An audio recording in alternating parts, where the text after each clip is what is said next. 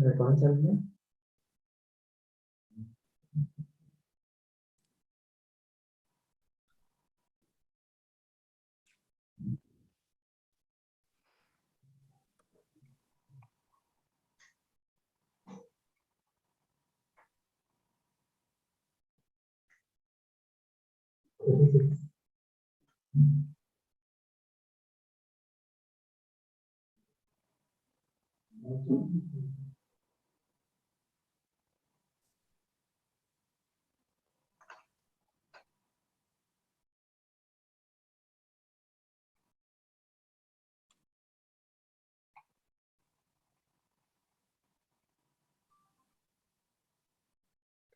I think Tanay should admit. Yeah. Manoj, can you adjust your chair, please?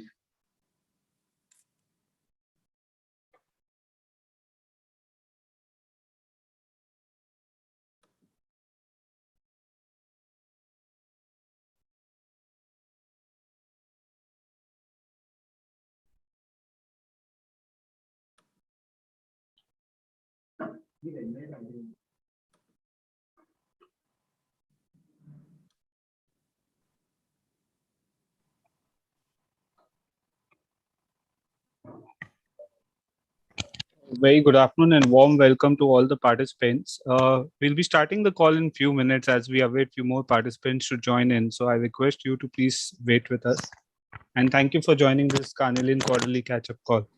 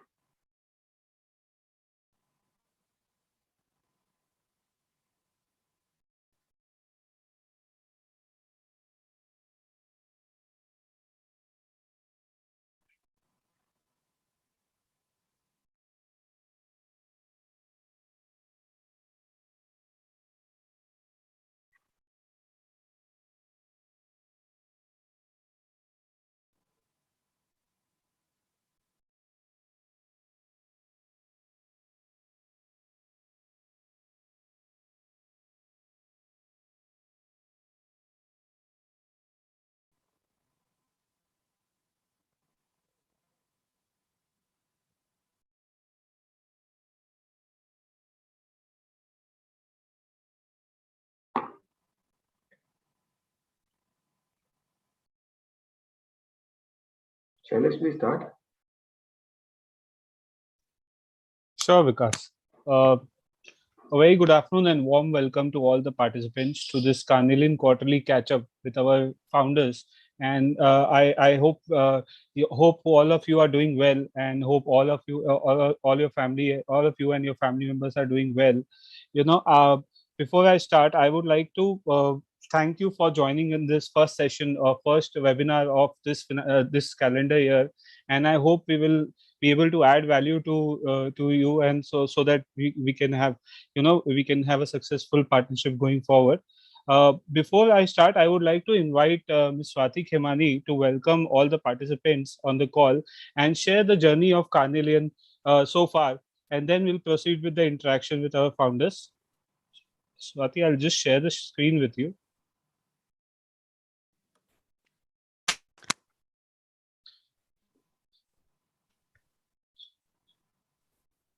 So Ms. Swati Khemani, who's a chartered accountant, founder, and head of client relationship with Carnelian, has over 12 years of experience in financial service industries and have been a part of Edelweiss Financial Services in her career journey, where she's been part of investment banking and institutional banking.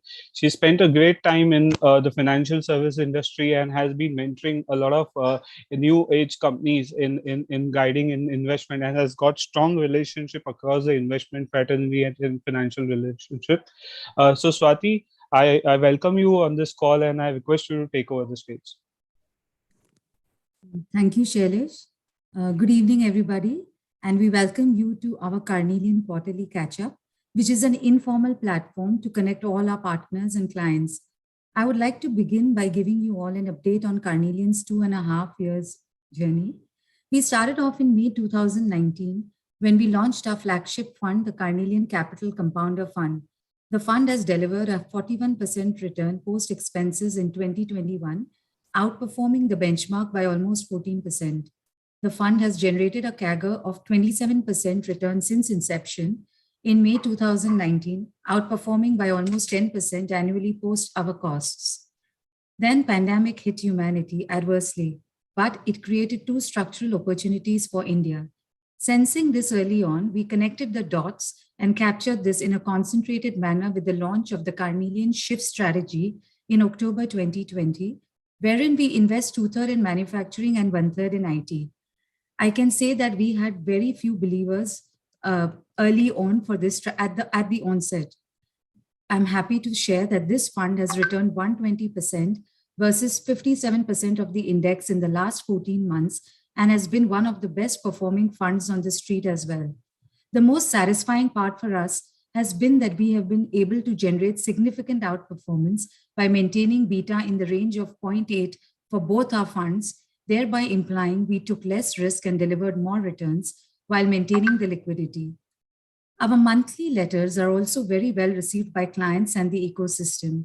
Your active response and encouragement pushes us to write more. Please keep reading, sharing, and writing back to us. I would like to draw your attention on 2-3 important ones which we've written in the recent past. The Fad FOMO Fade, which talks about investing in new age businesses. Who Stole My Returns, Me or the Market, which offers our differentiated perspective on risk. And very early on last year, we wrote about the 7 major trends that will define the markets and economy. These are all available on our websites, and I would strongly encourage each of you to read them. This year, besides adding many more customers, many of them who came through word of mouth and referrals. So I would like to thank all our existing clients for this kind gesture.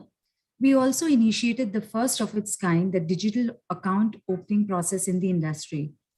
We are now launching another strategy, which Vikas will talk about later today, which is very apt for the current market and times. With this, I would like to hand over to our portfolio managers, Manoj Baheti and Sachin Jain, who will further walk us through the investment framework and performance of our funds in detail. Thank you. Thank you very much, Swati. I invite Mr. Manoj Baheti and Sachin Jain to join us. Out of the 4 founders, they've been the 2 key pillars of the Carnelian investment team, who has been instrumental in identifying investment opportunities and building wealth for our investors. So Mr. Manoj Baheti, who is a chartered accountant and CFA, who's a founder and portfolio manager at Carnelian, has over 22 years of rich experience across the marquee institutions like Edelweiss, Morgan Stanley, and Reliance. He spent almost 11 years in Edelweiss as a head of institutional equity research and has been known in the industry for pioneering research, unconventional performance research, which we call as analysis beyond consensus, which has helped investors across globe to take informed decisions. And we have imbibed those, virtues and values of investment framework laid down by Manoj and Sachin on the Carnelian investment framework, which they'll take you through. And Sachin Jain, who is also founder and portfolio manager at Carnelian, chartered accountant by qualification, has almost 22 years of rich experience across financial services, working in institutional like ICICI Bank, Edelweiss Security, HNR Johnson India. He's worked in Edelweiss for more than 11 years in his last stint and built businesses, spearheaded various verticals like risk, technology, HR, and his passion lies in value investing and understanding various businesses. So I hand over the floor to Manoj and Sachin. I request you to take our participants through the investment framework and the Carnelian strategies performance so far. Thank you, Sarish. Thank you, Swati. Good evening to all the participants. First of all, let me thank you for joining us on a Friday evening. Let me first take you through our investing framework. So I'm going to talk about like our investing framework revolves around two major pillars. First pillar is around growth and second pillar is around risk. So we believe that in investing, if you can identify opportunities which are going to follow a superior growth trajectory while keeping a second eye on risk, then by virtue of your patience and eye on growth and risk, I think it will lead to superior outcome. So let me just shift to the first pillar of our investing, growth. So for identifying growth at Carnelian, we have created a unique framework for identifying the growth opportunities, and thereafter we filter these growth opportunities around two-stage process of our risk framework. So around growth trajectory, we call it as a MCO framework. M stands for magic, C stands for compounders, and O stands for opportunistic. You will find around 50 to 60% of our portfolio stocks will be under magic category. 40 to 50% will be under compounder, 0 to 10% will be under opportunistic category. So magic, let me just take a moment. Few of you who might have heard us in past might be familiar with magic, but by magic we means any kind of surprise which is the outcome of any kind of catalytic moment during the life of the company. So in investing, the surprise moment is like whenever a company which is growing at a X pace, because of some sustainable change, starts growing at X plus plus plus pace. So for this company, there are two kind of outcomes which happens to investor. One is accelerated growth trajectory, and secondly, because investor used to see this company in the history growing at a lower growth rate, and suddenly if that company starts growing at an accelerated growth track, and if investors are convinced that that growth trajectory is going to sustain, that company is rewarded not only by earning growth trajectory, but also investor starts valuing the same company at a higher price to earning multiple. So investors gets rewarded in this company by two kinds of earning, two kinds of I would say tailwinds. One is superior earning growth trajectory, and second one is the PE re-rating. And in our ideation engine, we have like identified various instances where it can happen. Like if there is a good business but being run by average management, average CEO, then change in CEO happens. So and that new CEO puts the business into an accelerated growth trajectory. So with that, the market start rewarding the same companies at a higher price to earning multiple. So let me just give you a practical example. There are few practical examples from our portfolio companies also. Like around 2.5 years back, we have identified several stocks under magic category: Max Financial, ICICI Bank, Praj, So where there was a change in management CEO, and the stocks which were like trading at a significantly lower multiple gets re-rated post CEO change.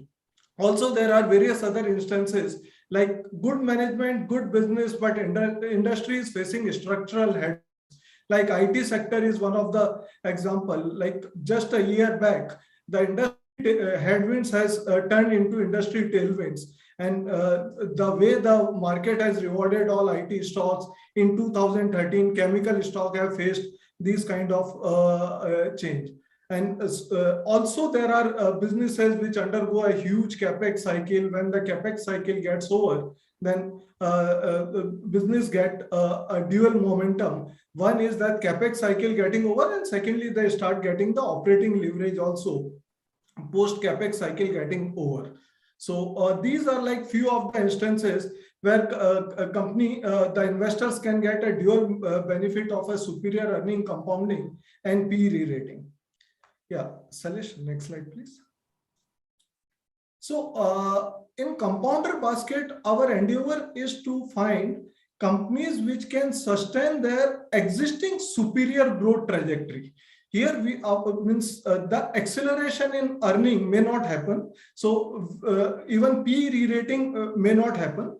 But if the companies which were growing at a superior growth trajectory in the history, if they continue to do so, then the investors will make money by virtue of superior earning compounding. And we have devised a MRFG framework around this for identifying the companies. So if you can like identify the companies where the moat of the companies is protected, or the companies where the business disruption risk is not there, companies which have a history of generating high return on equity, as well as the growth trajectory is going to sustain with a very strong history on the governance side. And needless to mention, whatever earnings which companies generate, they should be in position to convert into free cash flows. So if all those things, MRFG, moat, high ROE, growth and governance, and robust free cash flow generation, it continues, investors can continue to compound their wealth by virtue of superior earning growth trajectory. Re-rating may or may not happen. Yes, Alish. Next slide, please. So this chart explains the journey from magic to compounder basket. So as you can see that anywhere on the right hand side of this snowball chart, if you can identify a company which is facing any kind of catalytical change, so in the first phase of the journey, both PE re-rating and earning compounding happens, and in the second phase of the journey, the company will continue to deliver superior earning compounding. So let me just give you an example here, like from magic to compounder journey. In 2009, TCS earning was around 4,500 crores, market cap was around 45-50,000 crore, and then Mr. Chandra took over TCS, and he has put TCS on an accelerated growth trajectory. In next 5 years, the profit of TCS has gone up from 5,000 crores to almost 20,000 crores. But the market cap of TCS has gone 8x, not 4x. Because when market got convinced that this superior growth, earning growth trajectory will continue, same TCS market started valuing at 20x price to earning multiple instead of 10x price to earning multiple. So this is just one of the example of magic to compounder journey. Yeah, Salish, next one, please. So let me just switch to our next pillar of investing, which we call as risk. So when we assess risk of any company, we look at one is PIU framework and second is clear framework. In PIU framework means, if I have to elaborate the name, it profits impress us. profits stand for evaluating a business. So while evaluating a business, we look at like last 5-7 years history of the company in terms of profitability of the business, whether business has any kind of cost leadership, whether business is having a large opportunity size, profits which business is generating, whether they are able to convert into the free cash flows, and the incremental return on capital should be higher than the cost of capital, and the business should have a sustainable moat. The second basket which we put lot of emphasis is the evaluation of management, which we call as the impress framework. And for each and every parameter, we have created a detailed checklist.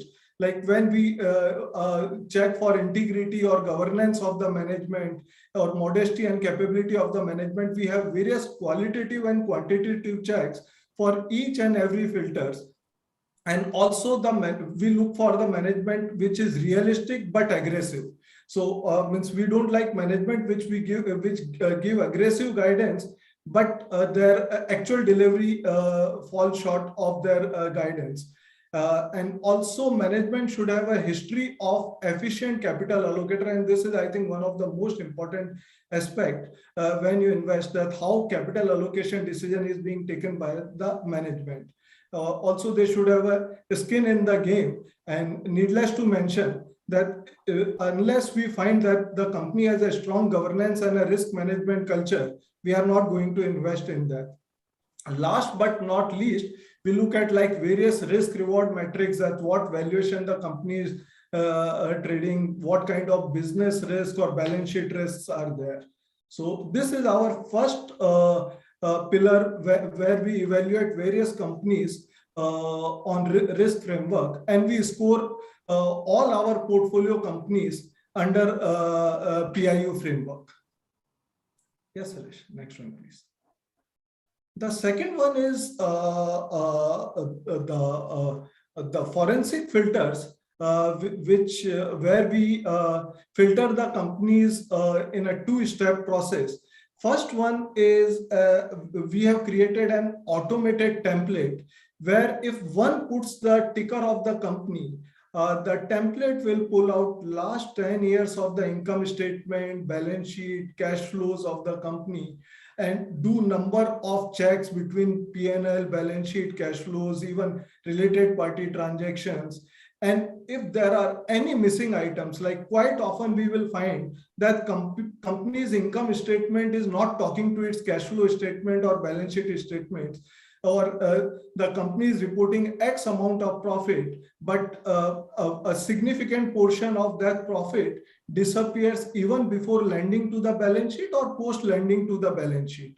So that kind of template helps us to find out any kind of red flags in the company within 4 or 5 minutes, and it also helps us to decide whether to put further efforts in that company or not. The second one is the deep dive forensic analysis, which we call as a clear framework. So our dedicated team does very deep dive cash flow analysis, in which we not only look at the reported cash flow, but we look at like the source of cash flows also. And means quite often people say that operating cash flows cannot be manipulated, but we have found companies where like even operating cash flows and free cash flows are significantly over-reported than the true cash flows of the company. And in the balance sheet, I think this is very, very important to look at the true debt of the company rather than just at the reported debt of the company. So our team look at the contingent liability or various kind of off-balance sheet structuring while identifying any kind of hidden flags, hidden red flags here. Followed by in-depth earning quality analysis, where our endeavor is to find out the true economic profit rather than the reported profit. And in fact, one thing which we quite often talk at Carnelian, that where is my profit is more important than what is my profit. So generally when street looks at generally at the reported profits, we look at that how that reported profit translates into assets in the balance sheet and how that assets will lead to shareholders' wealth creation. So unless we are convinced that the reported profit translates into good quality assets, we generally ignore those companies, and we do a in-depth look into a related party transaction and governance issues. So these two risk pillars help us to identify any kind of red flags or any kind of business risks, any kind of issues with the management. Yes, Alish, next slide, please. So needless to mention that any kind of these steps are useless unless you create a well-defined investment process. So I'm not going to take you through the details of this investment process, but our investment process is almost 5-6 steps investment process, starting from ideation, then automated quality checks, deep dive, which includes talking to the industry experts, management, and then everything gets converted into a detailed research notes, and then after detailed discussion at investment committee, we accept, reject, or put that idea on hold. Yes, Anish, next slide, please. So these are few of the things we generally avoid. Companies, if any company follows aggressive accounting practices, any company having a very high financial leverage, or if a companies are having a very, very low tax incidence, like the companies neither paying direct taxes nor paying indirect taxes, those kind of companies we generally try to avoid, or wherever we find that management is neither having a skin in the game or they are in a hurry to create value. So these kind of companies we tend to avoid while investing. Yes, Salish, next slide, please. So let me just give you a brief introduction about our funds, and thereafter I will hand it over to Vikas to give you an introduction of on our YNG strategy. So in terms of risk reward metrics, we have right now two active strategies. One is capital Carnelian compounder strategy, and second one is the shift strategy. So in terms of risk and reward, I would say Carnelian shift strategy, which we have started around 14 months back, which is mainly focusing on mid caps and small caps, mainly manufacturing and IT, which Swati has briefly mentioned.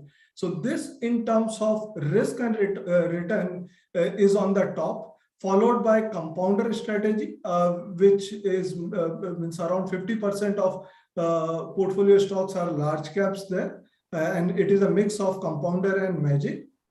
And the recently launched new strategy is YNG strategy. In terms of risk and return, it will stand a notch lower than compounder strategy. So this is just a brief overview of various strategies which we follow at Carnelian. And yes, Alice, next slide, please. So lastly, in terms of our portfolio attributes, like if you see both the strategies, Carnelian compounder strategy at fund level, the portfolio ROE is 20%. And in terms of expected earning CAGR is 23.4%. But what is most important here is that our overall portfolio level beta is just 0.85. So despite of creating a good alpha over benchmark, our portfolio variability is significantly lower than benchmark, which is just 0.85. The second one is Carnelian shift strategy, where the portfolio beta is 0.84 and portfolio level ROE is 20%. And if you see that since inception, this strategy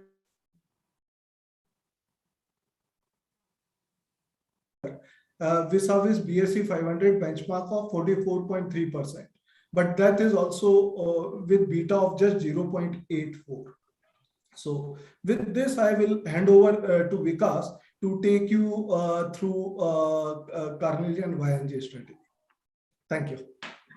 Thank you, Manoj. Hi. Good afternoon, everybody. Thank you very much for joining us this evening. And as you saw that, Swati gave an introduction of 2.5 years of our journey. which has been very, very satisfying. We have kind of lived up to what we promised when we started out on every count, and that's what gives us the most amount of satisfaction over the last 2.5 years period, when we started with our flagship fund on Carnelian compounder strategy, which is with our unique magic compounder opportunistic framework, which as Manoj explained. We have stayed true to that framework and process through the thick and thin, and glad to say that it has delivered, and we continue to invest into refining and building upon it. Also, one of our endeavor has been consistently to keep on looking for identifying opportunities between investor need and the emerging trend given the current environment and conditions, right? And this is when we came across post pandemic in July or August 2020, when we were looking at connecting various dots that two big shifts are coming, manufacturing and IT. So we quickly launched a strategy where we felt that it could deliver superior risk-adjusted return. And key word in Carnelian, always we keep debating, is risk-adjusted return, because we take risk and accordingly we are supposed to deliver return, right? So it goes hand in hand. It is never one versus other, right? And that also gets reflected in our beta number, which Manoj was sharing about. So shift we launched, which has done very well over last 13 months, and we've been debating about and this has been in our mind for some time over last couple of months. The environment has been changing, and I am sure all of you are fairly aware about that. We've been seeing, and we will discuss more in detail when we come to market outlook. But we've been seeing very clearly that the macro environment is changing, especially led by US, when the interest rates are going up, inflationary pressures are all around there, and some of them appear to be sustainable, some of them appear to be temporary. So only we will know in the fullness of time that what is sustainable, what is temporary. But fact is that we are in a mildly inflationary environment, and that kind of is a point of worry of most of the investors. So when we were assessing this, we thought what are the Shailesh, can you move the slide please? Yeah, so these are the current investor concerns, right? Basically, elevated market levels and valuation, poor yields, rising interest rate, inflationary pressures, and thereby risk appetite is cautious. And and this came across within our own self, we've been thinking about it, and also when we interact with our investors, this has been the broad sense of worry or concerns which comes about. So we said, why not to look at what kind of portfolio would do well, in these kind of circumstances? What kind of portfolio would kind of deliver better risk-adjusted return in this kind of scenario? And that is where the idea of YNG was born. So this basically strategy is a curated portfolio which offers a reasonable dividend yield, right? Margin of safety on valuation. So valuations are very, very in a reasonable range, and we'll talk about what is that. Thirdly, each of the business you are investing in, their underlying business cycle has to be favorable, the positive business cycle. So it should not be that you have a high yield, low valuation, but the growth is not there. The underlying growth cycle is missing or is uncertain. Then it will not serve the purpose. So here we are looking for moderately positive underlying business cycle, and that is what is one of the most essential condition in this. Fourthly, there has to be some re-rating catalyst. So potential catalyst. It could be in the form of anything, and we will talk about it a little bit more. And lastly, the underlying businesses should be a hedge against inflation. Either they should be benefiting from the inflation, or they should be neutral to beneficiary in an inflationary environment. And this kind of portfolio, we think over the next couple of years, maybe 2 to 3 years, will serve investors very well. And this is where so these are the operating conditions of the portfolio which we are going to curate here.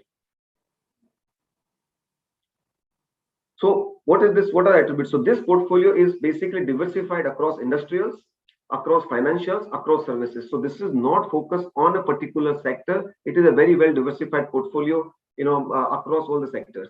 Also, this will be a blend of public sector as well as private sector. Whenever we have talked about this with few clients, that it's a high dividend yield, most immediately people think, oh, it's a PSU portfolio. So that's not the case. Of course, there are some exceptionally good PSU companies which are undergoing business cycle uptick, and we will have them in this portfolio, but our PSU exposure in this would be limited to between 35 to 40%. Rest will be all private. And having said that, when I'm making this point, we are also optimists on many PSUs. I'm not making a negative amount of PSU because there's a lot of perception about PSU, and I'll talk about that in a minute. But so it will be a blend of PSU as well as public sector, private sector. The typical characteristics of the portfolio would be 5 to 7% dividend yield, 12 to 13% revenue, as well as the earning CAGR.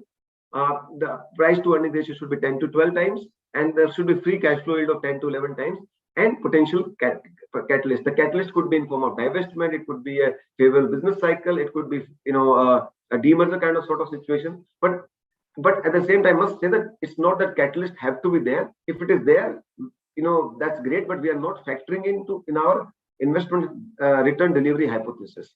Even if the catalyst does not come, our target investment return hypothesis return should be delivered.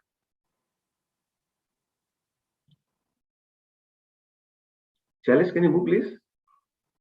So this is how the portfolio would look like vis-a-vis Nifty. The dividend yield will be 5 to 7% versus Nifty dividend yield of 1%. Earning growth will be between 12 to 13% versus earning yield of 18% of Nifty. And PE would be about 10 to 11 times versus Nifty PE of 18 to 19. Shailesh, can you move, please? Now, we also wanted to kind of showcase, since we got a lot of questions around that, PSU, there's a perception that, how would you make money? So in PSU also you make money. What are the situations when you make money? What are the kind of broad situations? So we said, as long as PSU owns a strategic asset, they are irreplaceable, they have a cash flow, and there are entry barriers into those businesses.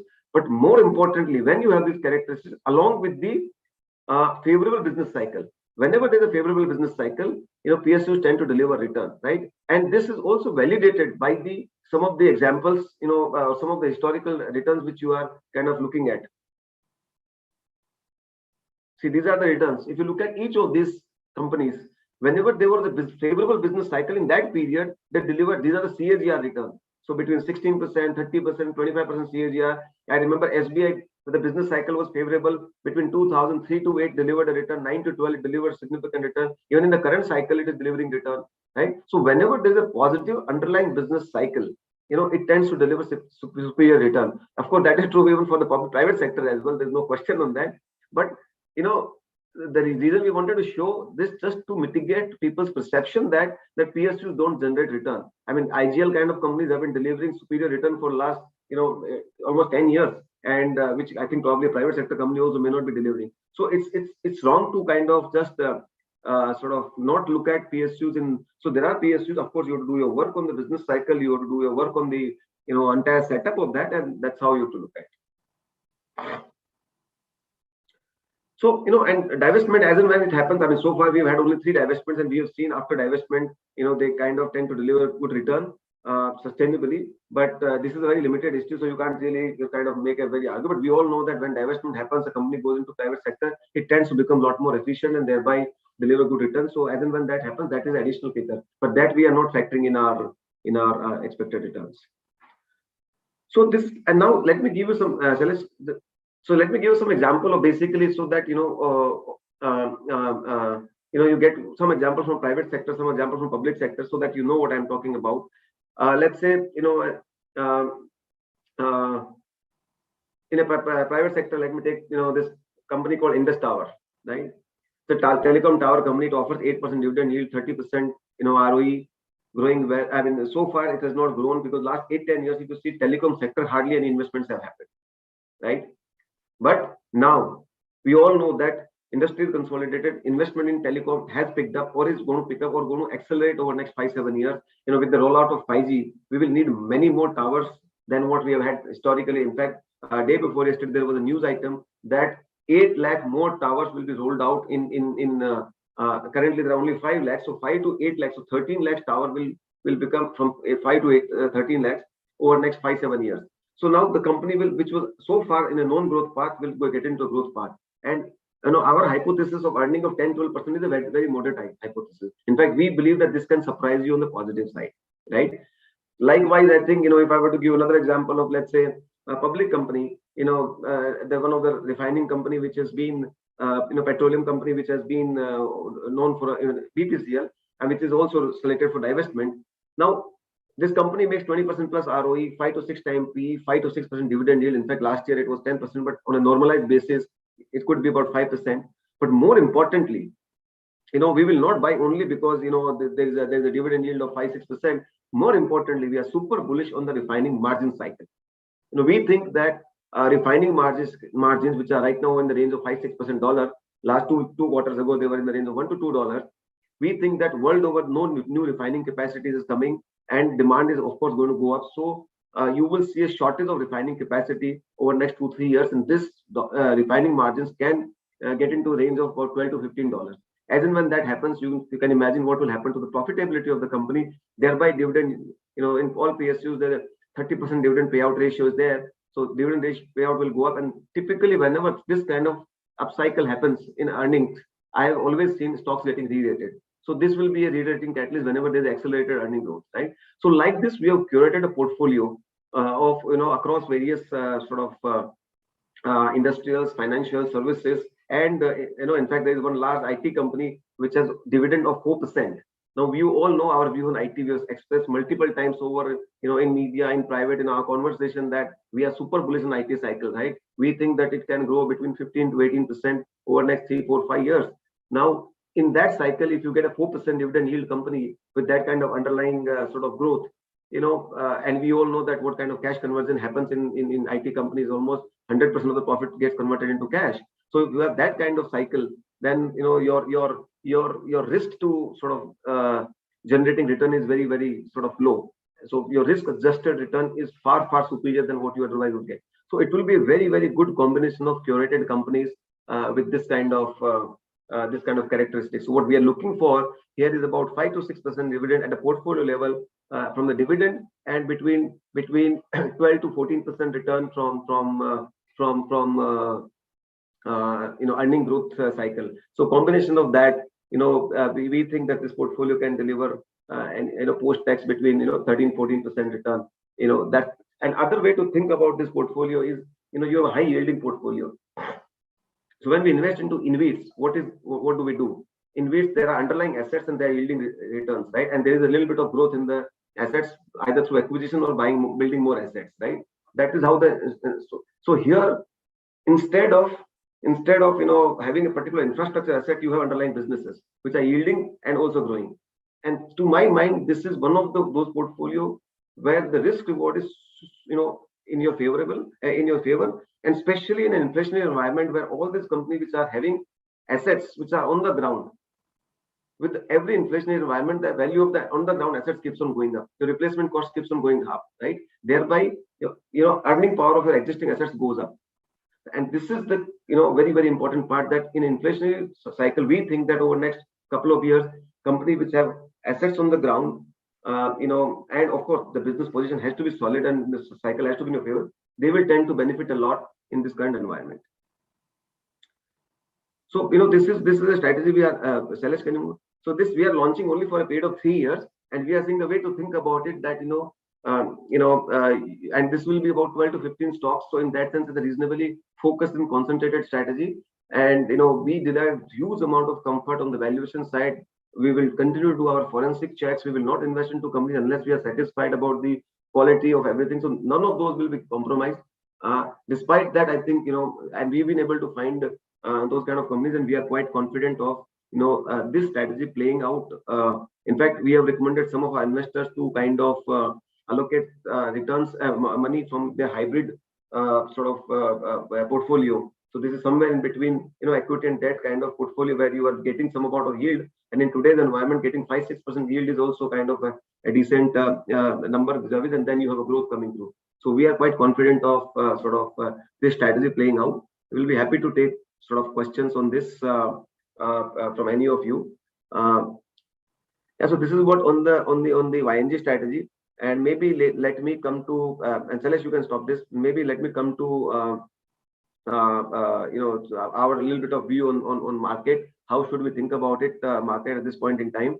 So clearly, friends, we all know that last 2 years, we were post-pandemic. There was a huge amount of liquidity which was infused in the system.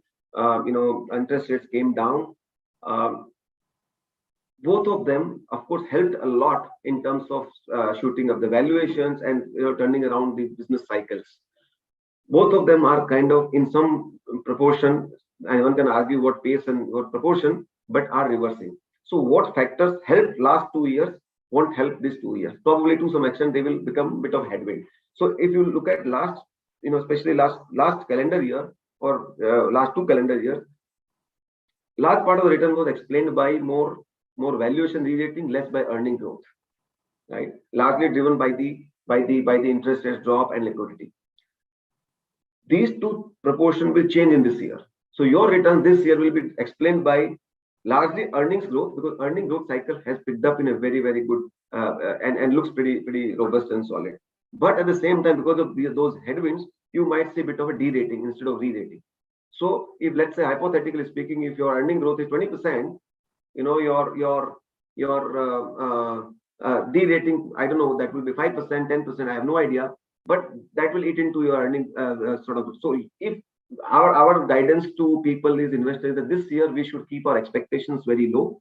Of course, nothing has changed on India's story from a long-term perspective. It remains, and I will come to that in a minute. So this year we should keep our expectation very, very sort of low. But this year also will be fairly, topsy-turvy. You might see corrections, as we saw in last 1 week, that nobody expected this kind of correction coming through, and we have seen sharp correction coming through, and so we will see fairly volatile market. So to that extent, one has to be very careful. We should keep expectations low, but at the same time, this year will be year of two things.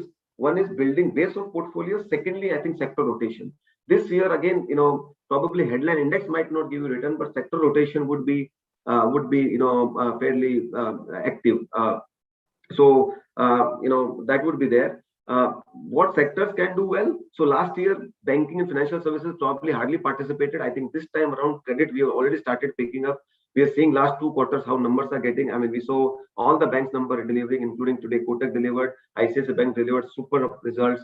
All banks are delivering decent results. So credit growth is between the range of 16 to 18%, which we are seeing after a real long time, right? So in banking, whenever the credit growth picks up, so credit growth picks up, that accelerates, that also fuels economy. So and when banking sector delivers a very good sort of return during a mildly rising interest rate and credit growth cycle, and whenever the combination of two comes, it is a very lethal combination. So we think that banking will do, especially credit oriented play, will do well. The reason why they do well in a rising interest rate scenario, because the asset side gets repriced faster than the liability. So, and of course, there will be time when you will see this growth will get heated up, and that's where it will create the base for bubble. So if you look at from the previous cycle of 2005 to 2008, credit growth had, so 2001 height of NPA, 2002-3 NPA cleaning happened, provisioning happened, and 2004-5 credit growth started happening in the similar range of 15-16%. And by the time 2008 came, the credit growth went as high as 28-30%, and that is where overheating happened. So this cycle of 2-3 years, according to me, banking will play out really well. And this time around, our credit infrastructure is in form of CIBIL, IBC, which is bankruptcy code.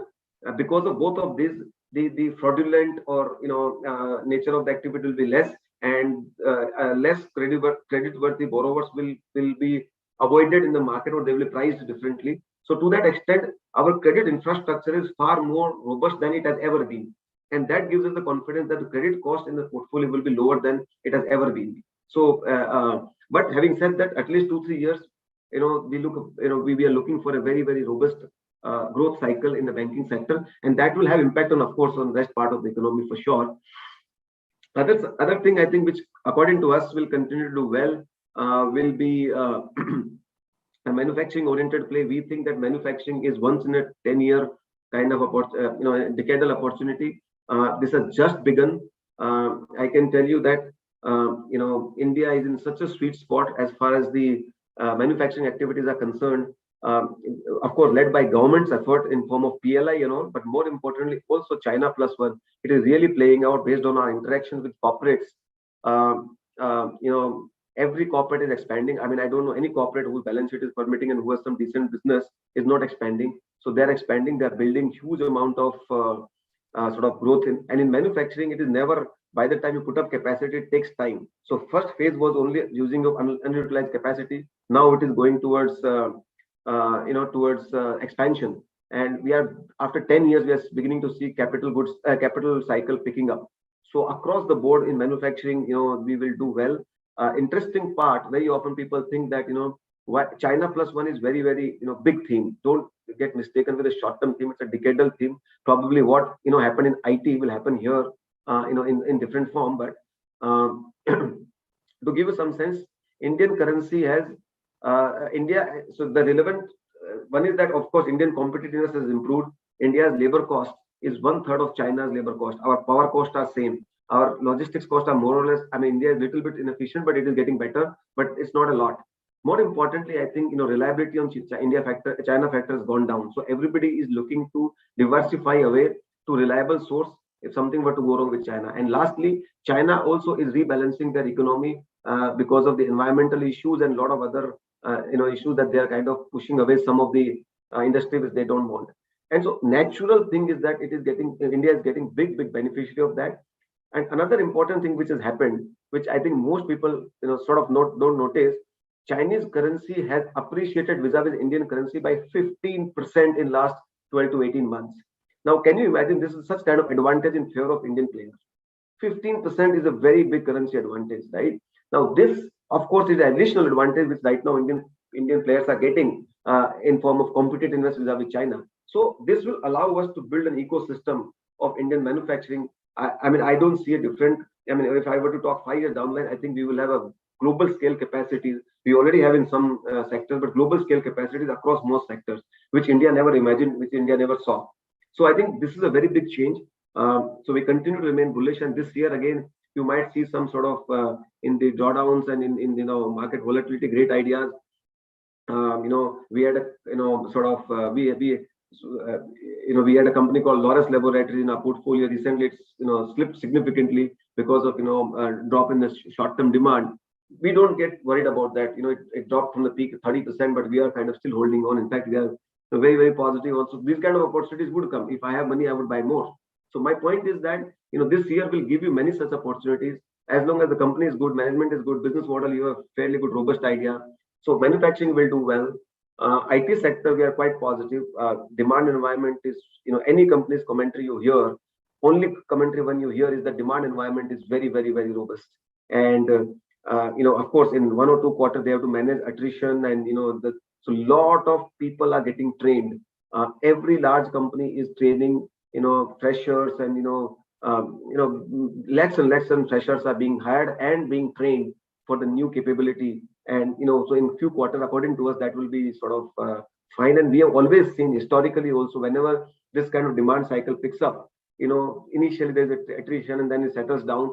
But good part is that the pricing is getting better. Indian IT services in last 10 years only was getting pricing down, not pricing up. We are beginning to see pricing up. So, that's a great sign. And more importantly, IT services, if you ask me, they're cash flow generative companies. And also tomorrow, if Fed were to get aggressive and dollar were to become strong, which will happen, it also gives me natural hedge in my portfolio because a weakening rupee also helps me, on the profitability side or absorbing some of the cost in IT services because most of it is export revenue. So I think it's a very, very sort of we think that recent correction is overdone and probably IT services will come back. We are quite positive on that. Lastly, I think capital goods again, like I was saying that 10 years we have not seen any capital investment cycle picking up. And first time we are seeing there's in fact shortage of the lead order book time has grown up and doubled in most cases. So I think there's a kind of very, very big shortage of capacity building going on right now, and we think capital goods companies will do very well. And lastly, maybe real estate again. That's a sector where job creation is happening. Interest rates are high. Post-RERA sector has got consolidated. Government is giving incentives. Income levels are going up. So all those things augur very well for a sector.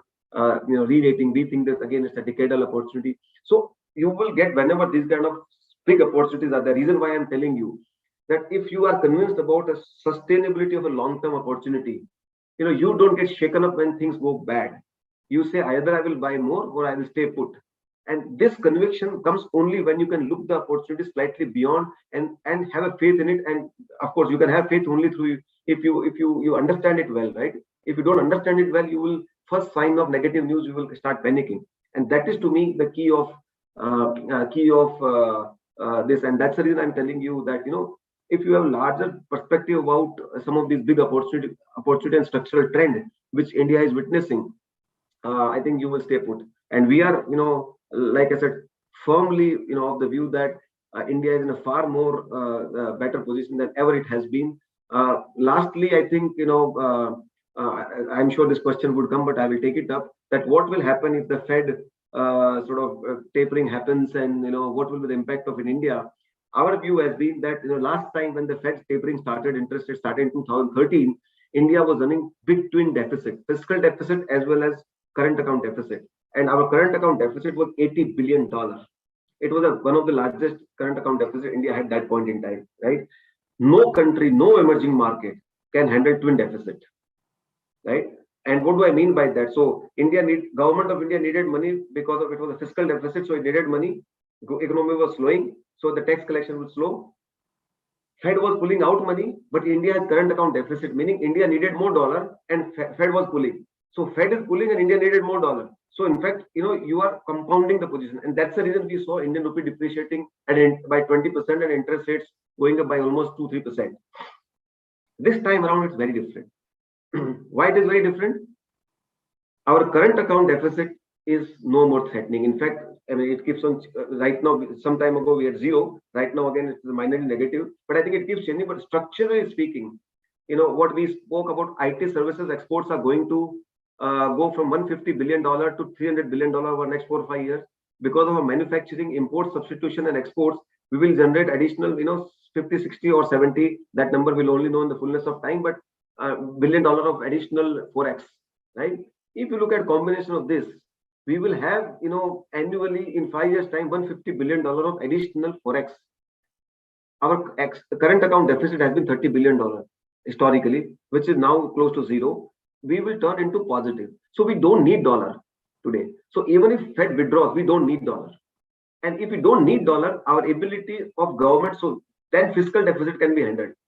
If we don't need dollar, and if let's say Fed start withdrawing, today, so much of money has been withdrawn by the FIs. Our rupee has been very stable. Why? Because we have large forex reserves, and our ability to handle those flows is far more higher. If this was there, let's say this kind of money would have gone out in 2013, I think Indian markets would have crashed, probably by 30%, right?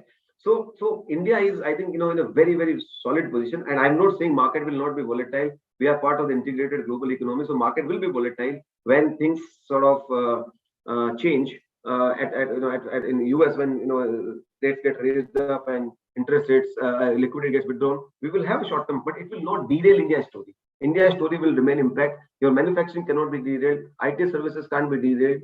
So they can't be derailed. Today, every company in the world has to spend money on digitization and cloud migration.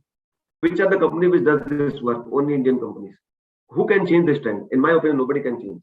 So, this is the trend which is left station. You can slow it down, but it can't be changed. So according to us, these are the structural opportunity. And only 4 countries, by the way, in the world, in the recent 20-30 years of history I have known, have gone current account surplus. China, Japan, Thailand, South Korea, right? And after they have gone from current account deficit to current account surplus, they've had a massive growth in their economies for the next 5, 7, 10 years period, right? And some of them have remained. So I think I see a situation where India over the next 5, 7 years will be in that structural sort of journey. And if you are convinced about that journey, then this volatile period of next 6 to 12 months, you will be able to handle well. And that's what perspective I thought I would build before I open the floor for questions. Feel free to ask questions on anything on YNG strategy or any of our existing strategy. I know many of our existing investors are also there, so feel free to ask any question you want. You can ask on the chat, or you can ask in person as well. You can raise your hand. You can raise your hand, and also you can put your chat. So Vikas, we have few questions on the chat box. You want me to read it out, or how do you want me to proceed?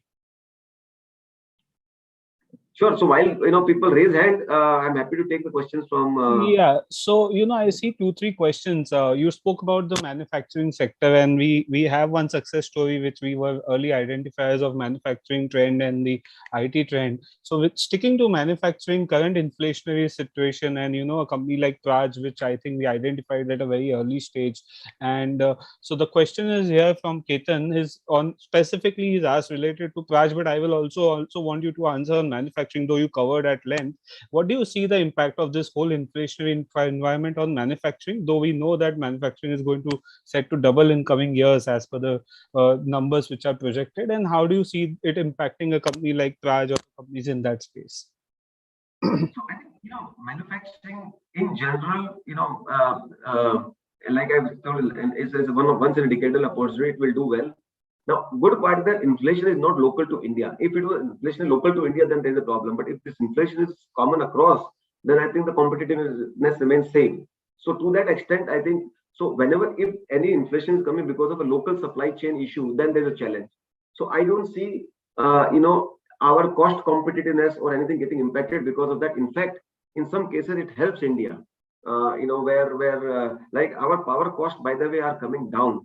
Whereas in China, historically, power cost has been subsidized, and now their power costs are looking up because they have reduced the subsidy, so it's looking up. So in many sectors, in fact, India, it is kind of a bit helpful. I would say. I'm not really worried about inflation in per se. In general, if at all any sort of disruption happen, this will be temporary and short-lived. In fact, India is building an ecosystem where very large capacities are, I mean, in component manufacturing, which historically has been a very, stronghold of China and other countries. India is becoming self-sufficient. We are already exporting, mobiles in a big way. So the whole ecosystem is building, and in a few years, I think India will have again a very large ecosystem, electronics manufacturing, which historically has not been there. We don't realize how it is, how fast it is building. And coming to company like Praj, I think again they are very, very solid company. I don't think, the policy environment for Praj has been one of the best ever. From a sugar perspective, from ethanol perspective, and more importantly, I think which is not still, sort of understood very well from a renewable biochemical perspective. I think as in a clean environment situation, the entire chemical chain, from a hydrocarbon to a parallel chemical chain is building in form of biochemicals, and Praj is at the forefront of that. And we think that it's a structural opportunity. We will not be sort of we think that it has a 5-7 year sort of runway, so we will remain invested. So because just adding to one this only, there was one more question on manufacturing which was asked. So when we talk to investors on manufacturing and we say sector specific, they think we are thematic.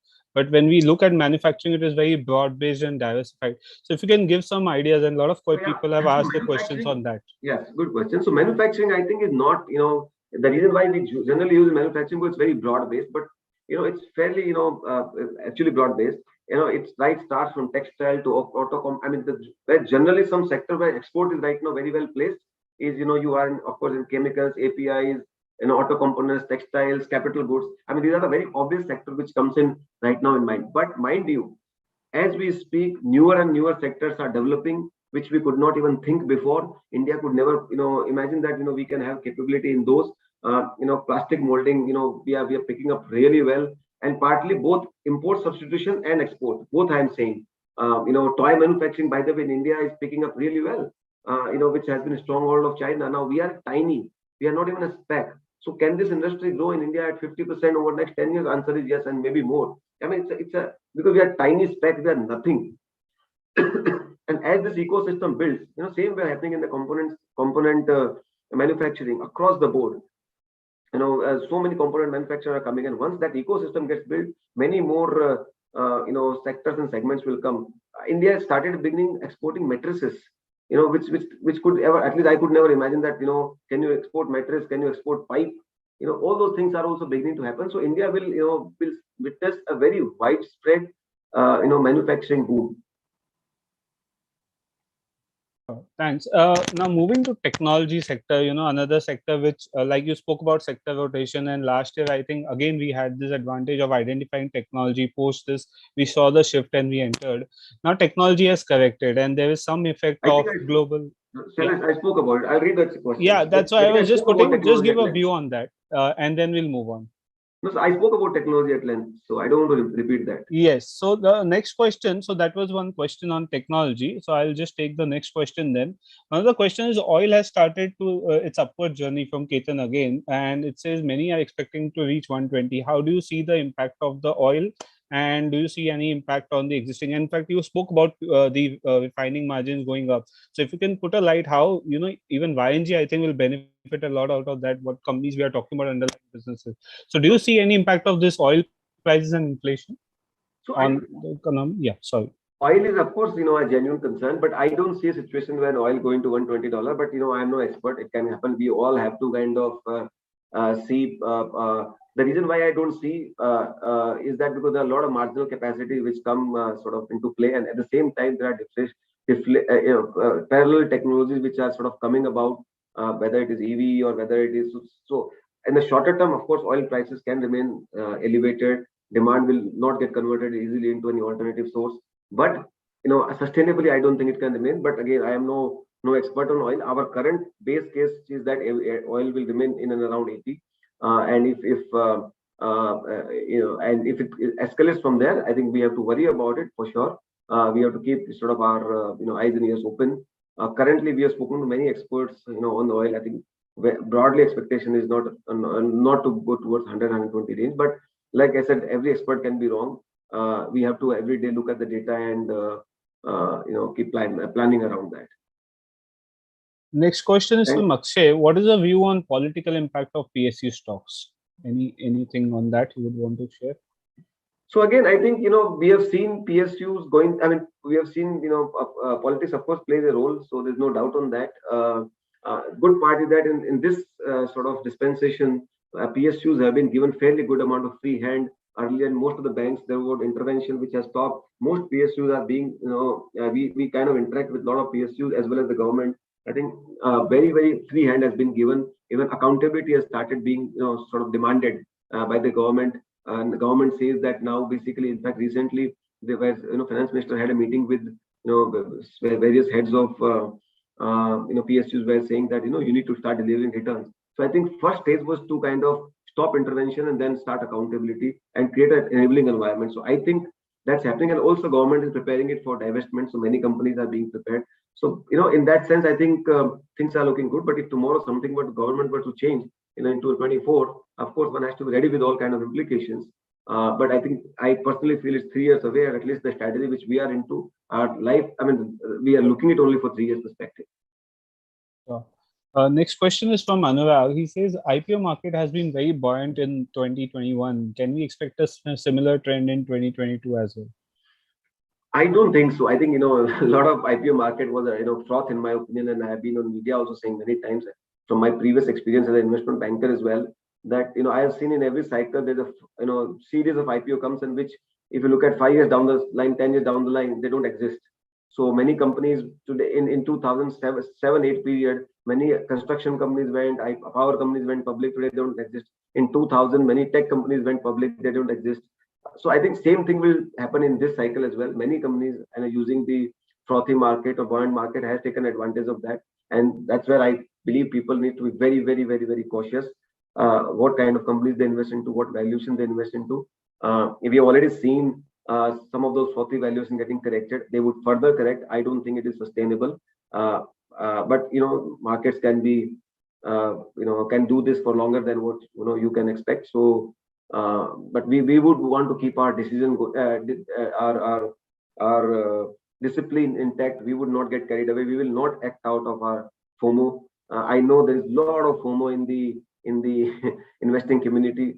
We have been constantly asked many times by people. I would say that we will stay away from this FOMO. In fact, I would encourage you to read our note, which is there on the website, FOMO Fad Fade. So it will give you good insights about how we think. Sure, because next question I'll combine two. One is from Madhur and other one is from Aman. They want your view on the cyclicals like steel, copper, aluminum, and especially EV, which you already spoke about. And Aman's question is: infrastructure has hardly participated in any rise we saw. So, do you think what's your view of the sector going forward? Like as we say, it's the rally like 2002 to 2008. So, do you see it doing well in future? So yeah, I think the commodity players look decent so far in the growth cycle, especially when we have uh, you know uh, uh, uh, the only problem with that, the reason why we don't invest in a lot in this, and we probably invest slightly in enabling sector than directly commodity sector, because they tend to be very volatile, and I think probably you will see this year a lot of volatility in that sector. But structurally speaking, I think fact that China is reducing capacity in many sectors, demand is picking up. I think it looks decent. But we kind of tend to avoid that. Sure. Thanks. Because next question is from Amit. So he wants to know with budget now happening next week itself, and do you see it to be a If some people have non-event? raised hands, you can take their question. I see only one raised hand. I'll just see 1 second. So Amit question I'll take, and I'll also take the person for raised hand. Yes, sir. Alpna, you didn't hear him. I can't hear. Is anybody unmuted? 1 second. Why don't you? Yeah, sorry, Vikas, I couldn't hear. Dhiren Bansali has raised the hand, so I'll just unmute his line. Yeah, Mr. Dhiren Bansali? Yes. Yeah, would you like to ask a question to Vikas and our Yes, founder? I wanted to ask Vikas one question. Looking at the market scenario, has it anything to got to do with the US federal rates or the war? It's supposed to be war rather taking place in Ukraine, or it's just the market was overpriced, so that correction has taken place? So whenever there is a correction takes place, it's always there is some reason or other, right? And we have seen, many times this geopolitical issues will keep coming, and they will keep clouding the market in the shorter term, and that leads to the correction, right? And but all of them have, if you ask me, no impact on a long-term basis. If you go back and look at, when Brexit came, it was such a big issue. Everywhere it was talked about. Market used to be volatile every time there was a referendum, but I think nobody kind of talks about it now. Or we saw that it had no impact on in our markets in a longer term. Short term, of course, it used to create volatility. So I think it is a similar kind of issues. And I would say the fact that what I said about India, if you have long term faith in India and if you don't worry about the type B risk of which is mark to mark volatility, then I think you can come out well over a long time.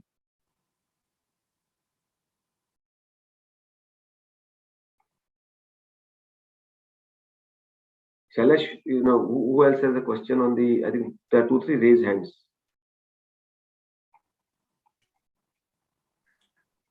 Shailesh, you're on mute. Shailesh, I think Ashish. So Ashish Rungta has raised the hand. I'm just unmuting his line. Yeah, Ashish, can you hear? Hello? Yeah, Ashish, you can proceed with your question. Hello. Hi, Vikas and Manoj. Very good evening to all of you, guys. My question is like, first of all, I put one question like, what would you are expecting in coming 3 years with this YNG fund? And the second part of that question would be, what will be the VAR of this fund going forward?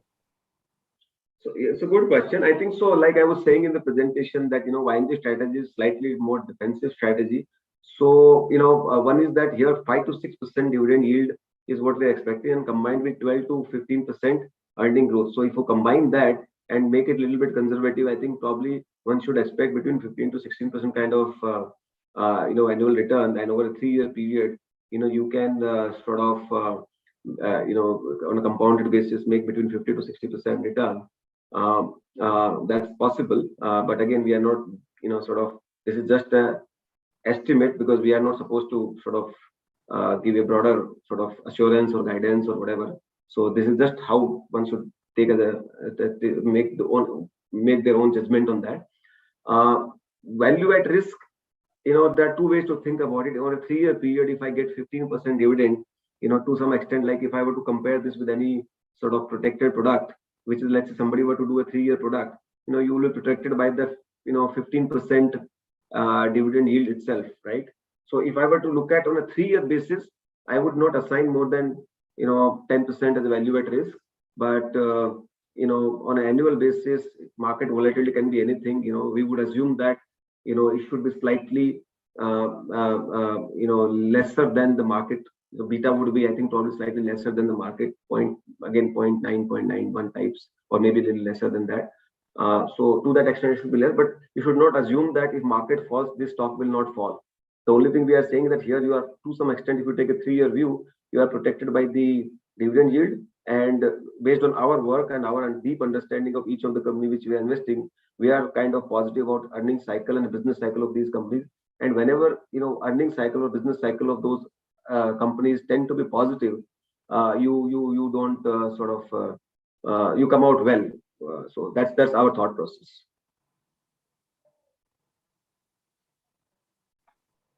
Sure. We'll take the next question. Chirag Kacharia, I'll just unmute his line. Hello. Yeah, Chirag, you can go ahead. Am I audible? Yeah. Hello, panel. I have a question. I gone through your website and the stock speaking that framework you mentioned.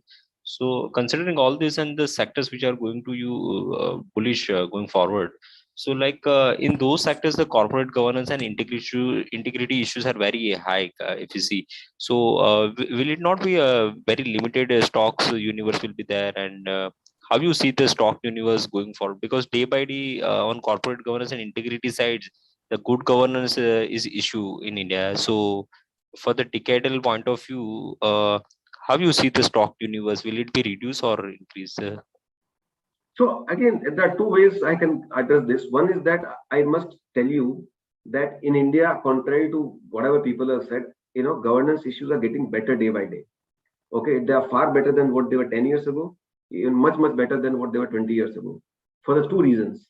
One is that today, regulators are very strict. Regulators are very strict about what companies can speak, what they cannot, what they will disclose. So those very strict. But despite that, I think everybody can promoters or managements can kind of do things which are not right. More importantly, along with that, so there's a carrot part and there's an incentive part. The incentive part is that market is rewarding very well to the companies who are following high governance. So there is a one side is the carrot, other side markets are incentivizing companies. So more and more we see companies are saying that we will follow the right path. Especially like the fund which the shift strategy which we talked about, that is predominantly small and mid cap companies, because we believe that many of those companies who are sitting in the middle of this big trend will become in fullness of time 5x, 10x, 15x, right? Now, but if you don't have the governance framework, you won't benefit it. But when we looked at those companies, their balance sheets, they were very superb. They were managed very well managed, very good disclosures, hardly any debt, good ROEs. So your balance sheets tells you a lot. And the framework which Manoj was talking about of forensic research, what we do is we don't invest into any companies unless we are convinced about those practices. Now, of course, anything can happen. We can also get fooled. I'm not saying that we are perfect people, but by and large, if you do those checks and you avoid temptation of short-term returns, you will not make those mistakes. So one of the big promises we give to our investors that we will not have corporate governance issues in our portfolio. If we do have, it will be a big, sort of a disappointment for us, I can tell you. So the reason why Manoj talked about growth and risk, in investing, we all know that, money saved is money earned. So if you don't make too many mistakes, you can come out okay. So you don't have to get too many things right. You have to avoid too many mistakes. So through our forensic research, accounting, you study annual reports. If you do channel checks, by and large, you come out that what kind of practices management is following. And another principle you follow, that if it is smelling, you stay away. You don't have to necessarily, when you are in doubt, stay away. Sometimes you miss opportunities, but that's fine. So these are some of the things you sort of try to put in practice so that you avoid these kind of things. Having said that, one is always prone to mistakes. So I'm not saying that, we are perfect people. We don't kind of make mistakes, but so far we've been pretty good. We have not had any, and Manoj has done in his, last 15 years, He has done this work by himself when he was with Edelweiss also. He used to write, research on annual report analysis. Very famous product. Every institutional investor used to kind of love talking to him. So we know, some of those experiences are coming very well in handy in avoiding any of those accidents.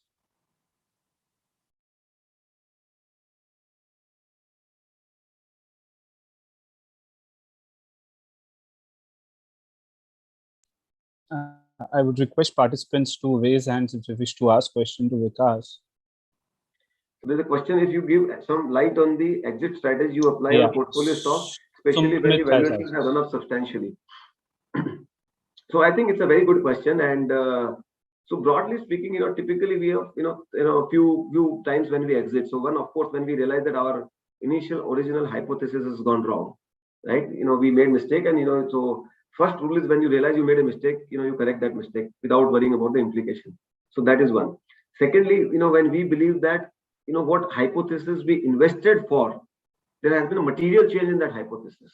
So let's say in our magic basket, we invested into a company behind a new CEO we were super impressed with, and we thought that guy will turn this company around and put into growth trajectory, and something changes and the CEO leaves for some reason. I'm just saying it could happen, right? So we will revisit our decision and we'll get out. Thirdly, we think that the expected growth, we are a growth investor, so we think expected growth will sort of is played out or not going to sort of is going to decelerate or slow down. Fourthly, when we think on a risk reward perspective, either it doesn't make sense or we have a better opportunity in the portfolio. So let's say, sometimes companies doing very well, continues to do well. Let's say we don't sell just because it has become expensive, but we think that there's a better risk reward somewhere else as compared to some of the portfolio in our company, in our portfolio, then we kind of switch out. Otherwise, as long as the earning growth continues, we remain invested. But you have to keep evaluating the expected growth versus what is the current possible growth, and all those things you have to constantly change. But we avoid churning. Sometimes it might happen that you take drawdown in your portfolio in those companies just because market had high expectations and they did not deliver.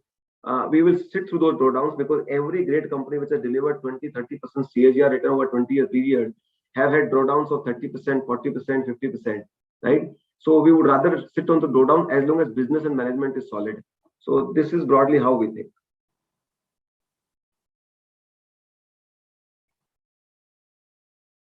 I think Ashish has raised hand. Yeah, I'll just mute the line. 1 second. I think there's one question by Mr. Kamath. Is this YNG's PMS or AR? This is in a PMS format, sir. This is let me talk about, this is a 3-year product. So while PMS generally have no life, you can continue forever. But at the end of the 3 years, we'll come back to investors saying that, either, please redeem or you can switch, or, you can keep our view. But generally right now we are only considering the 3-year product. It is in PMS format. We expect that investors should look it only for a 3-year period. And part of the allocation you can do from your hybrid portfolio also. Thanks, Vikas. I'll just unmute the line of Ashish.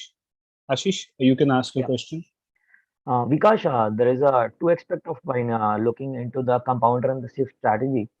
First of all, the performance measurement is good. We all know whatever the returns the funds are already performing over there. I would like to understand the 2 aspects of it. What are the performance attribution and the performance appraisal part of the fund? Like when we say how was the performance achieved and what was the performance achieved, whether it was achieved through the luck or a skill set. Could you please give me some brief on that? So what was the percentages? Can you repeat what the performance was achieved? Last part I missed. The performance appraisal part and the performance attribution part. Was the performance achieved with the manager skill sets, or it was totally on the luck part? And the second would be, why I'm asking, because the thing is that we are working on behalf of investors over there. So there should be some of the, because we have seen the market is rallying, like everybody is making a money in the market.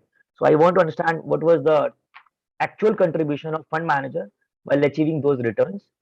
And so it's a very good question that in a rising market, everybody does make money.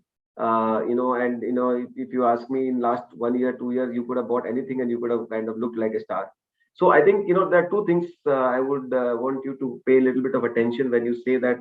So one is the framework which we discussed, that there's a method by which we choose stocks, why we choose stocks, and what Manoj explained on a magic compounder and opportunistic. So like when we started our fund, our largest position from day one has been ICICI Bank, and we took a very big call after doing a very detailed diligence on not after Sandeep Bakshi joined, saying that this is the big turnaround in possible, and credit cycle of the bank was behind. And if you see, in 2.5 years, it played out exactly how kind of we envisaged. Luckily, now I don't know whether it was luck or analysis, but we took that call contrary to the consensus that in that time ICICI Bank was hardly owned by people. It was not in many portfolio in mutual fund or FI portfolios. Today it finds there. So likewise, we had many companies where using our framework we took contrary to and this was contrary, not the contrary causes for the sake of it. It was based on the analysis and framework we outlined. If the CEO change happened, what is driving, what cultural change is making, whether what multiple level of management is delivering. So those are the aspects of that you go. So you don't get to know. The only way you can assess that is two ways. ICICI Bank kind of stock has outperformed every banking sector stock in last 2.5 years, right? Every bank. There's no other bank which is outperformed. So so that stock picking part, you could kind of say that probably was portfolio managers attribute. Second way to judge this is what kind of risk you are taken to deliver your alpha, right? If you look at our return has been 27% CAGR since beginning versus index of 17%, it means you have delivered 10% outperformance by beta of 0.85, meaning you've taken lesser risk and delivered more return. Now, this part cannot happen by fluke. This part, especially, when you can look at, this part cannot happen. This part that has to be, bit of a skill involved. And so that is what I would say that, we very sort of, again, when we launched the shift strategy, I don't think anybody launched or anybody talked about that time in manufacturing and technology. We were the only one or in minority in that sense, and that in fact a lot of investors kind of discouraged us when we went out to them. Like manufacturing is a very big theme. Most people said India manufacturing cannot do well, but we were kind of pretty early on, and our shift strategy has outperformed the benchmark by 40%. Now this can't be luck, right? Of course, we were lucky when we invested into Praj. We thought in 3 years we'll make 250 rupees, but it ended up becoming 400. To that extent, you can be lucky, right? But the fact that you were in the right company, that was again our largest holding in the portfolio. So it's a bit of a science, a bit of a study work, research went on into selecting those companies. Now sustainability of the return is also very, very important, right? So when the tide goes down, whether the returns will be sustained or not. So that's where the quality of the portfolio, forensic research, analysis, selection of stocks, selection of manager, a lot of the framework which Manoj talked about, PIU framework, where we rate every parameter of the company, they help you to avoid any kind of bias or mistakes which usually investors make. When I say this, I'm not saying we are the smartest people. There are many smart people in this universe, in this world, much smarter than we are. But what we believe that we are kind of trying to do a work which is in our framework which we are sharing, and people who believe that this framework works of growth and risk, finding growth companies in the framework which we mentioned and avoiding risk in the framework we mentioned, then and understand our approach, then only invest with us, not based on the returns which we have delivered. So like I said that if you invest into India based on the share price, you will get shaken up. But if you invest into India, understanding what are the underlying parameters, what is working in India, then you will stay put in India for next 5 years. Same way, if you only invest with me, investing into my performance of the recent past, then probably because we will also have bad performance someday, some quarter, some month. I'm sure we will have, because no fund manager, no strategy can work forever, month after month, quarter after quarter. So when we have drawdown, people will get panicked. And so what we would want to see is that if you understand our strategy, how we deliver return, how we have kind of been able to deliver a little bit of outperformance which we have done and kept the risk low, that understanding of that approach would tend to kind of help you stay with us for long. I don't know if I've answered your question or confused you, but it's a long answer to a short because I just would like to add a couple of data points to Ashish's question. In fact, this month we were also debating the same thing internally, that what caused our performance. So within Shift portfolio, if you look at our IT sector picks, and compare with the overall IT sector, the picks in our IT sector have like significantly outperformed overall IT sector. In BFSI segment also, like which is our another forming a significant portion of our compounder portfolio, there also overall BFSI index have delivered like very less returns, but the stocks which were forming part of our portfolio, they have created like significant alpha vis-a-vis BFSI benchmark also. So that kind of thing we have also published in our latest newsletter, where we have like just given overview of that how we have done last year, what our hits and misses. So this is just another point I would like to add to whatever Vikas has mentioned.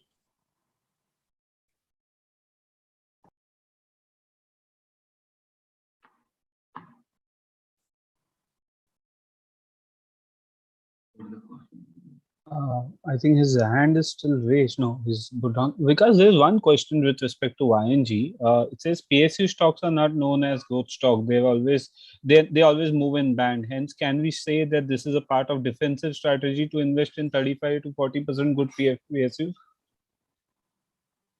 So again, I think, like I was saying, Mr. Kamath, that this is the reason why I was sharing that data point on the YNG on the PSU side, because this is a popular perception that if you look at probably 20-year period consistently, yes, they have not delivered return. But whenever you look at a good uptick in the business cycle, that uptick in the business cycle, is very, very important keyword.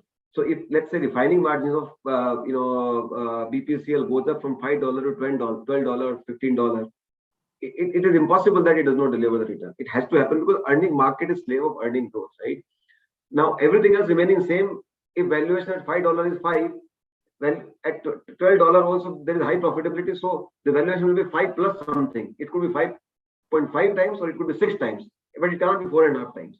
So that is so important part is to catch the earning cycle right, and that is, by the way, true for even private sector. It's like when we invested into technology in 2020, most IT sector stocks were trading at 15, 16 times, and we said the perspective of the stock sector will change from a low growth or medium growth to high growth. And we went overweight in IT sector, and we said even in media and on our calls to investors also that IT sectors will trade at 35 to 40 P in some time. And today exactly we are in that journey. So whenever there's a positive business upcycle, stocks get re-rated. Look at SBI today, which I think all of you can relate. What is happening? Because there's uptick in the business cycle happening, stock price is getting sector is getting re-rated. Stock is getting re-rated. So that is going to happen. And whatever stocks we are investing, we are investing with a complete mindful of the fact that the valuation should be in your favor and the business cycle has to be uptick. And if we were to turn out to be wrong, then we should not be losing much money. So combination of this, we think that we should be able to deliver what we are expecting. Somebody, Ankit, is asking what would be the composition of Carnelian YNG. Composition, I'm assuming there are two compositions. One is between sectoral, so it will be across industrial services and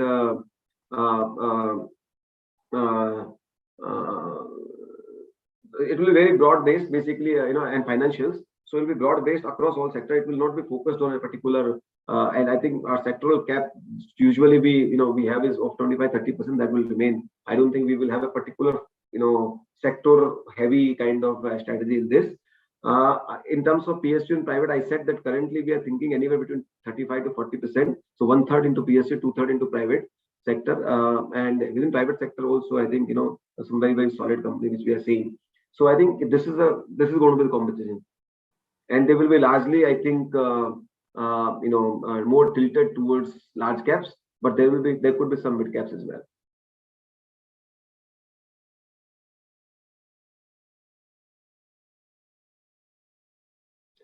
So what could be the cost of this product? So this is a usual. I think there will be if you reach out to us, we can share the fee structure. But there's a usual fee structure. I think in this product we have kept the fee structure 50 basis point lower than our normal product, given this is a different nature of the product. So and limited cycle. So we will have about 1.75% as a fixed fee structure in this. At the minimum level of amount, and then then there's a profit share structure. So Do you have Swati with you? The semi-variable one?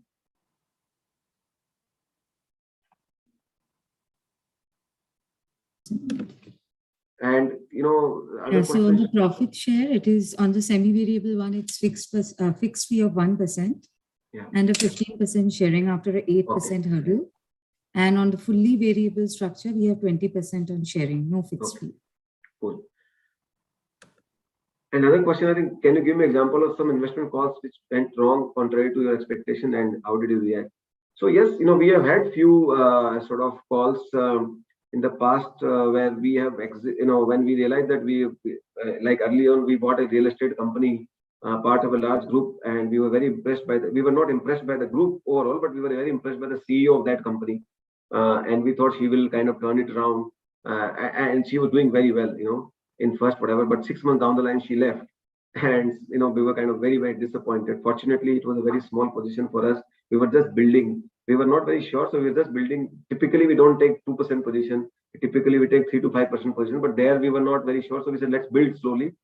So it was a position we kind of got out of that position. So whenever we realize that we make a mistake, we will get out of that. Any other example, Manoj, you have? Yeah, because I think one more example was there, like in the real estate side, we tried to play it through one of the housing finance company.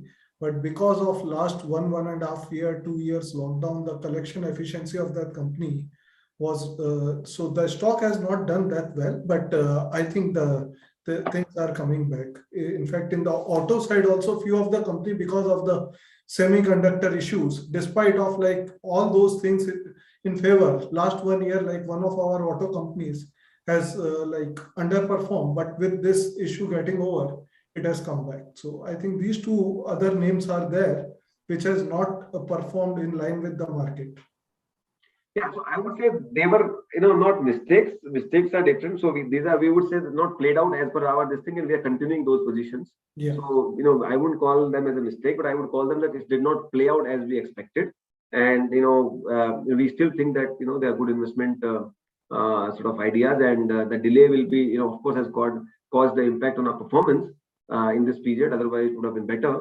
But that's okay. That's a part of the game. Some will play out, some will play out later than you expect. Some will play out earlier than you expect, and that I am sort of okay.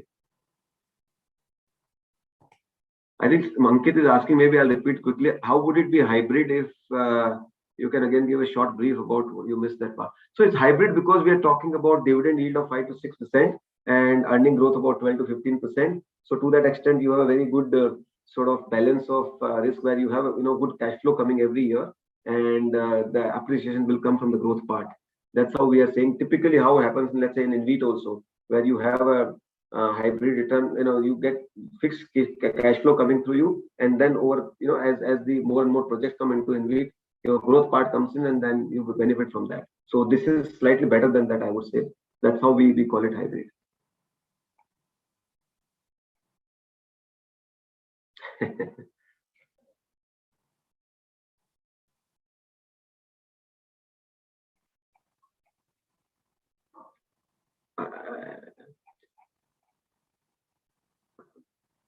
Are there any more questions? So 2-3 on chat. Would you want to take that? Like, would you want to give a company specific view?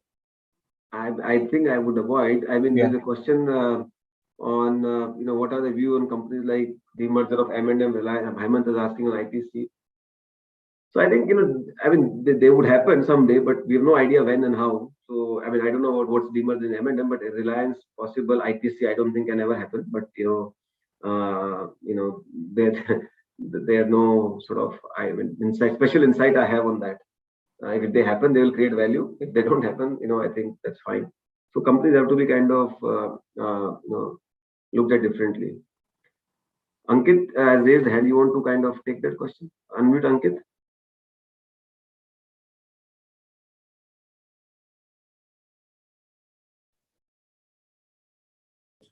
Yeah, hello Vikas.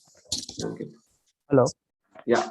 Yeah, so you just said that it is kind of the question is about Carnelian YMG PMS. You said that it is a hybrid of earning growth yield and the large cap and mid cap thing, right? So how it would be beneficial for the investor, because dividend is taxable, right? In this case, because in REIT, what is happening is dividend is tax free. Yeah, so absolutely. So this is not exactly comparable on every count. So of course the tax implications are there. Even in in wheat also, depending on what structure they have chosen, some dividend is taxable, some dividend is tax free. So I think there are different sort of.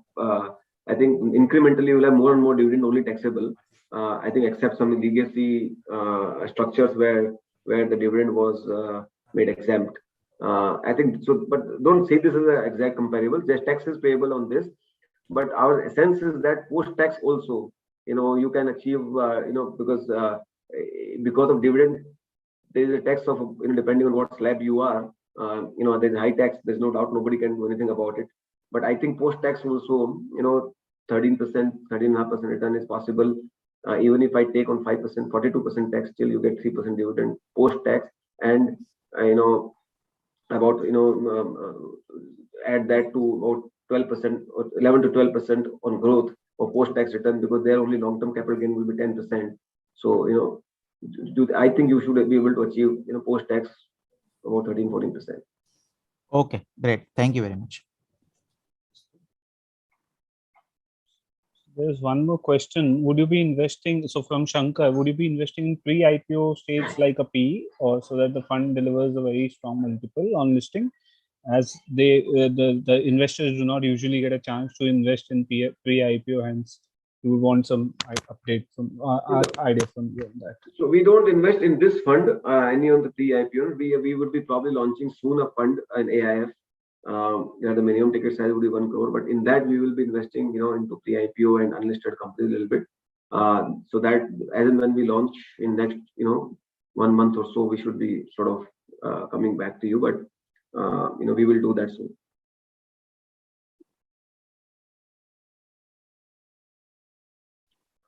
I think Ashish has one more question. I think Ashish has just raised the hand. Yeah. Yeah. Ashish? Hi guys. There is one different aspect of my question is that how do you guys over there as a fund manager or managing money, like how do you cross check your behavioral biases sort of thing when you guys go for fund selection or do your due diligence upon the company research part and all, assessing your behavioral biases? See, everybody has a behavioral bias, right? Everybody. No human is exists without behavioral bias.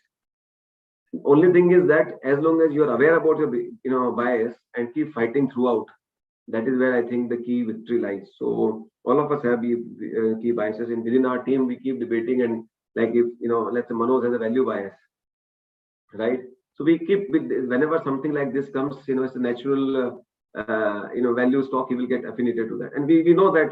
So he also knows that he has that. He'll fight that. So all the time, everybody would have a bias, and we will have to constantly keep on. And there's a very thin line, and someday probably I'll write a book on that, between conviction and bias, and very very thin line. What is conviction and what is bias? And every fund manager, every portfolio manager, struggles between which side of the he's has a high conviction or he's biased, and that only future outcome tells, right? So I would say that good part is that we have a team which allows us to debate every time. So we have a very interesting process in our company where every analyst or every team member has to kind of tell us independently, without a group think, that which are the 2 stocks they don't like in our portfolio and why. So when freely somebody speaks, then you know that are you overlooking something, are you missing something, and this process kind of helps us to kind of question our own hypothesis many times. So we try to do that, but everybody in every portfolio manager has to constantly fight biases all the time, and we also do that. I don't know if I've answered your question or not, but his hand is still raised.